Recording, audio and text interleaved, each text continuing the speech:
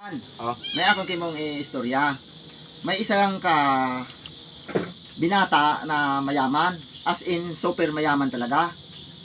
Ay nakita ni Kristo, hinambay na si Kristo nga, Guro, paano man na magkaroon magkaroon kayamanan sa langit? Ay sinabat mo ni Kristo na nakasulat sa Matthew chapter 19 and verse 21 na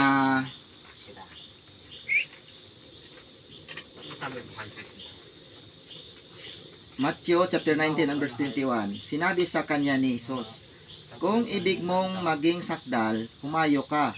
Ipagbili mo ang tinatangkilik mo at ibigay mo sa mga dukha at magkakaroon ka ng kayamanan sa langit at tumarito ka. Sumunod ka sa akin.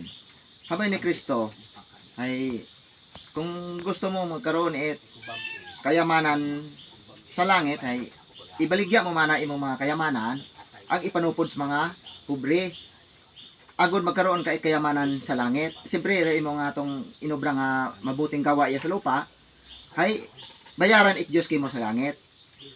Ay pagkabati ko binata anang inobra ay nagpanguyahan timaw agdi na nakaya nga ibaligyan anang kayamanan na ipanao sa mga pobre. Pumanaw at imaw natong binata ay nambay ni Kristo sa Matthew 19 chapter 19 and verse 22-23 nga hambay ni Kristo, malisod kuno makapasok ro mga mayayaman sa kaharian ng langit.